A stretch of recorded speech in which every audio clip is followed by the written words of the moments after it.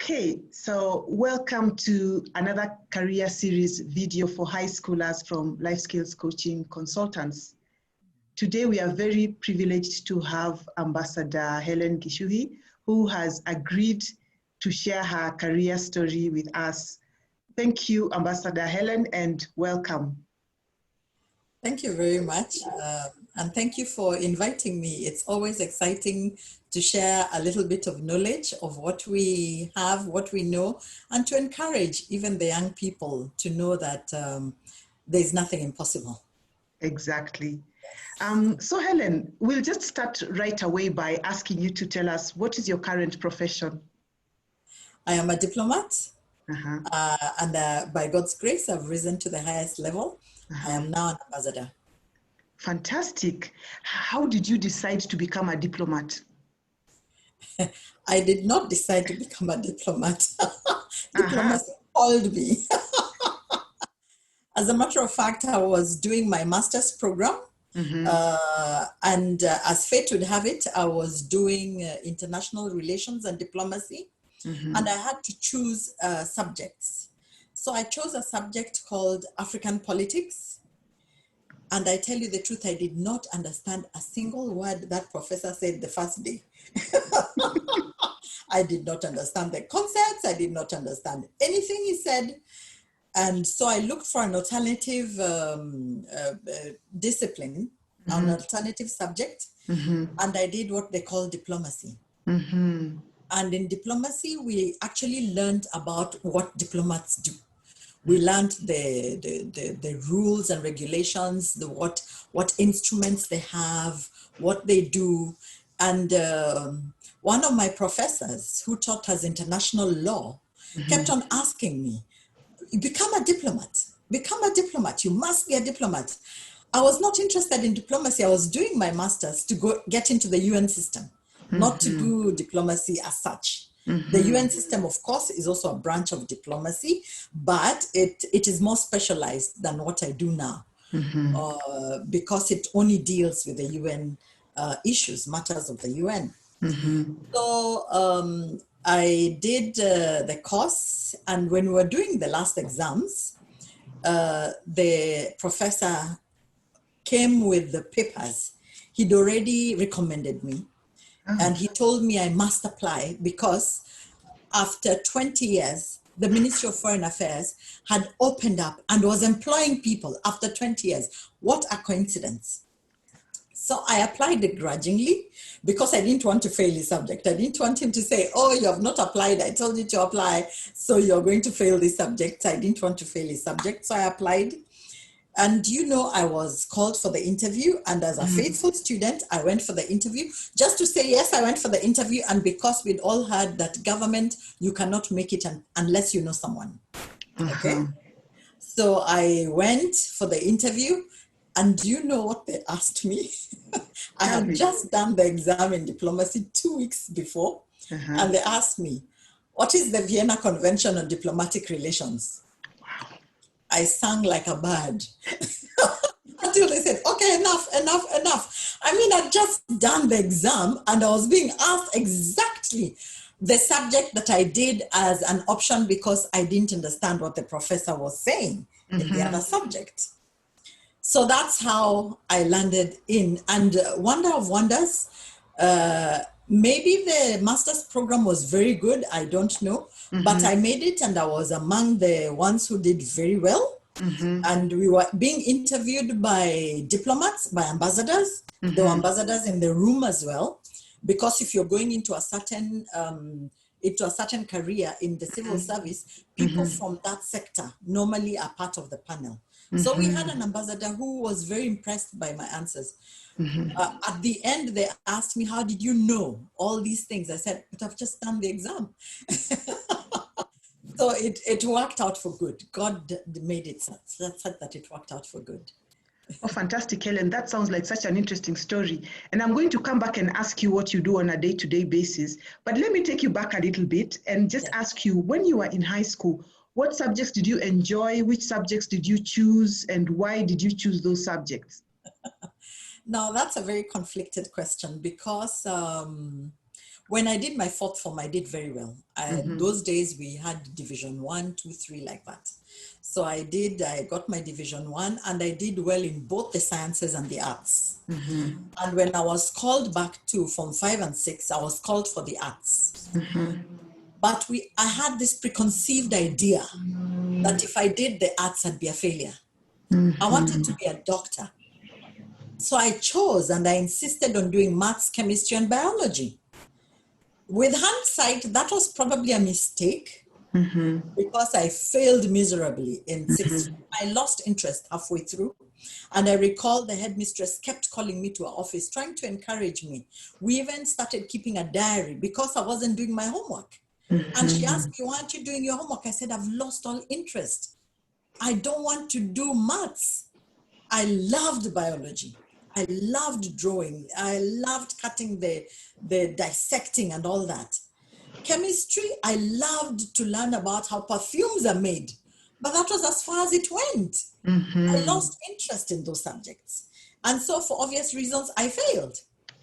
I completely failed in the maths, chemistry, biology, because I wanted to be a doctor. So I did not become a doctor.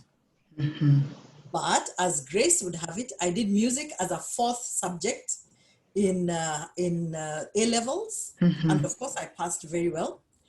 So I went to university to do music because that's a subject I did. And as grace would have it, the country had opened up.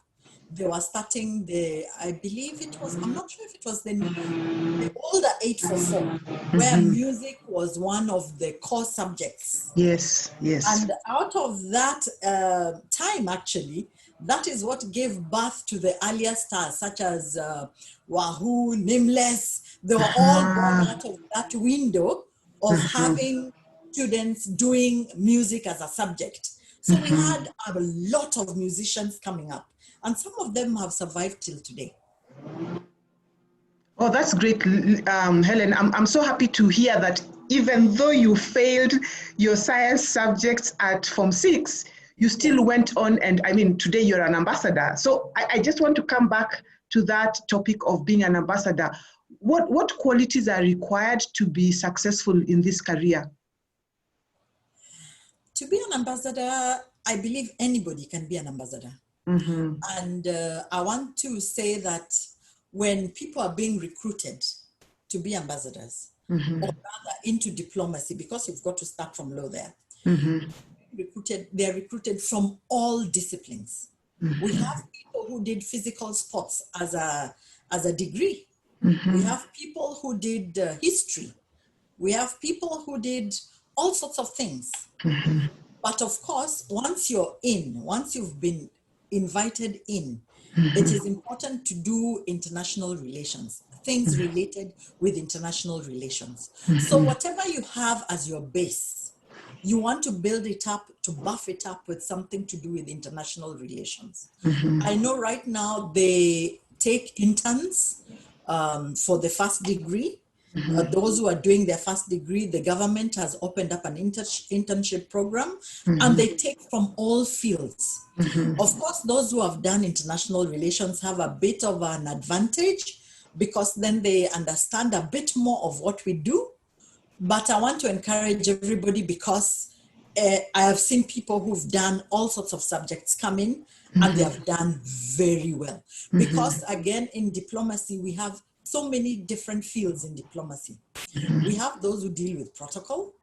Protocol work could be the ones who walk with the president, show him where to sit, meet dignitaries, make the programs for the dignitaries, basically the logistics of visits.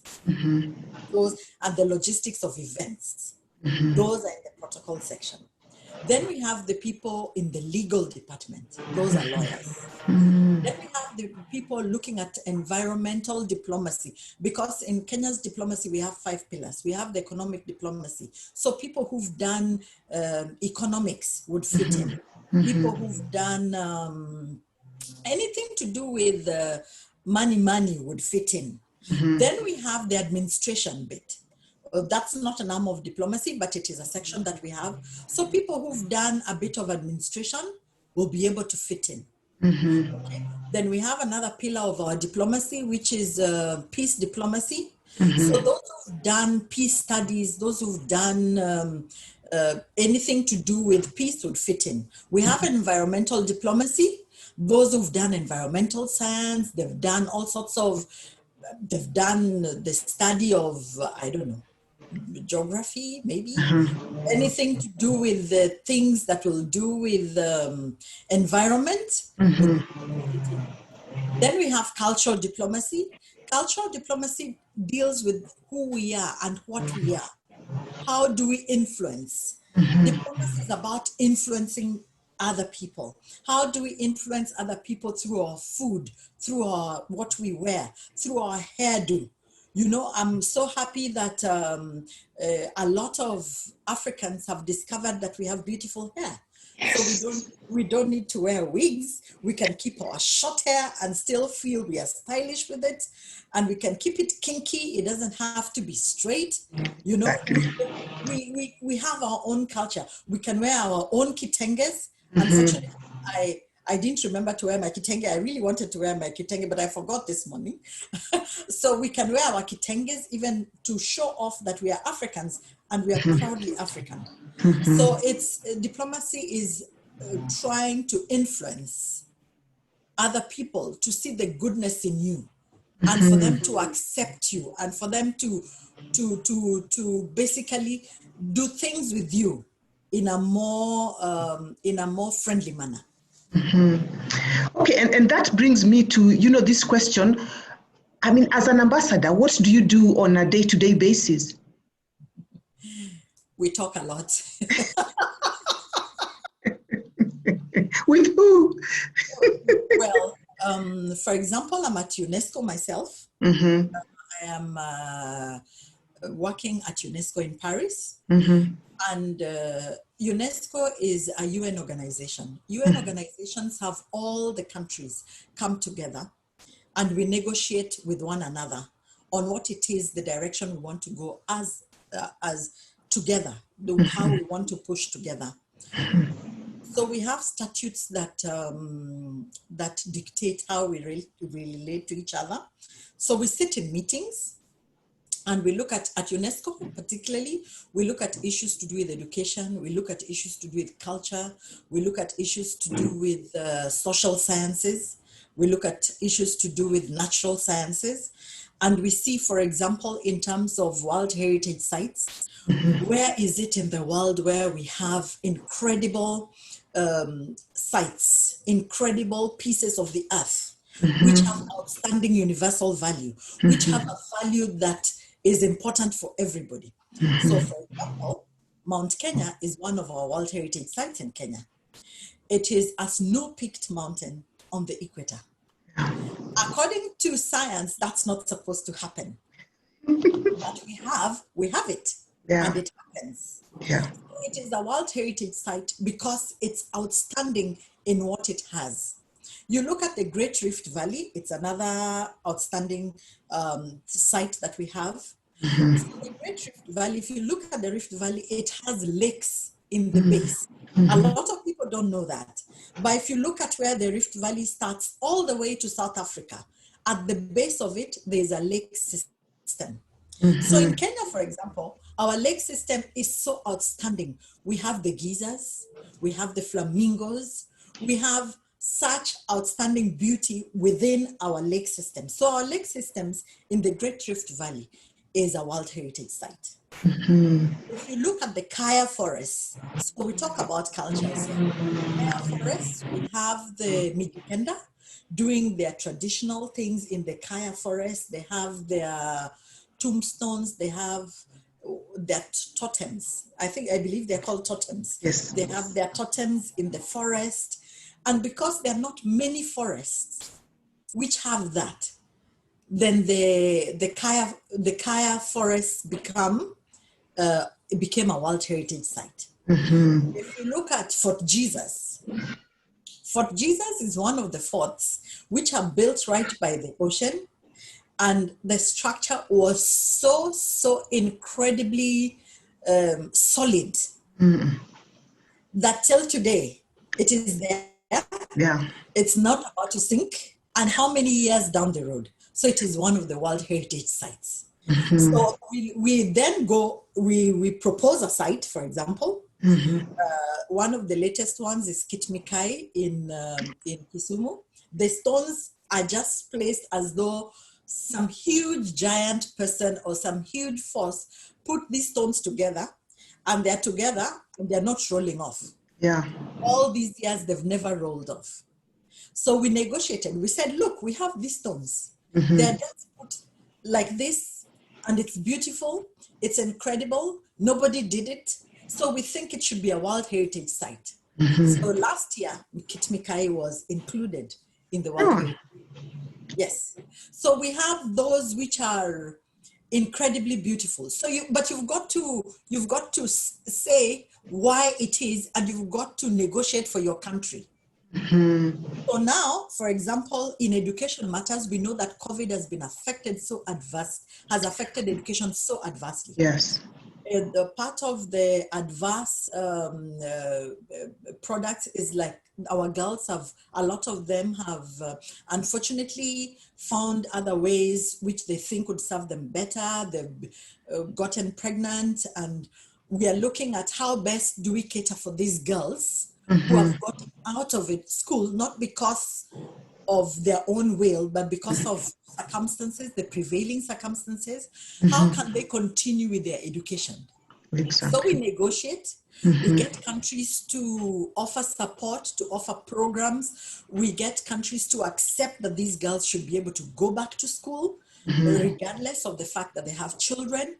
We talk about the fact that they don't have sanitary pads, and we try and see how best can we support each other globally to make sure that girls actually have the basics. Which laws can be enacted? We look at albinos and how they are affected by cultural beliefs, which are really detrimental. Which laws can we put in place? Which activities? How can we sensitize communities that albinos are just people without pigmentation? You know, they don't have any special powers. You cannot take their organs and assume that you will get any special anything out of them being albinos. So we talk about these things in our forum, and we caucus and get countries to agree, yes, we'll have this law passed. And then, of course, as countries, then we have to come up with, we draft a law or a legislation or an agreement and take it onto the floor. We debate it, we improve the language, and then it is passed. Okay, so I mean, Helen, from that description that you have given, it's very obvious to me that it's not just about talking, because I was hearing you have to do research, you have to negotiate, you have to convince and influence, but also getting involved in programs to have a meaningful impact on society. So diplomacy is really a lot of things that a lot of people outside don't really see. Just as we finish, Ambassador, could I just add one example? Could I Yes. just add one example that when I first joined Foreign Affairs, because when I joined Foreign Affairs, let me admit it wasn't really willingly, because the civil service pays a little money. So I came from a high salary to a very low salary, and I wasn't sure if I made the right decision. And one of the first jobs I was given was to be the head of public affairs. I was in charge of talking about what we do as the Ministry of Foreign Affairs. And I remember it through that, I also learned a lot of what we do. So we do a lot of research, because some of the decisions that are made, they're made from research work. Somebody has to decide, this is the way we are going to go. We want to negotiate with this country, and we want to negotiate to get this, because we have for example, I'm at a multilateral station now, a UN station, but we have bilateral stations. The embassies, for example, those are bilateral stations. So those are the people who cater for the diaspora, when the diaspora are in trouble, when we lose our loved ones, when we have our people in jail, we are the people who go to visit them and to make sure that they're okay, they have what they need. If they're unfairly jailed, we have to negotiate how best they can get good representation as per the laws of the country. Because again, we recognize that some of our people break laws. So if you break a law, even when you're in Kenya and you're a foreigner, you have to go through the due process. Yeah. But one of the things I learned in my very first assignment was that the Ministry of Foreign Affairs had negotiated for X-ray equipment from the International Atomic Agency. Now, a lot of people didn't know that, because what we do as foreign affairs, it is implemented by ministries who are local. So we'll negotiate for something medical, but the implementation of it is by the Ministry of Health.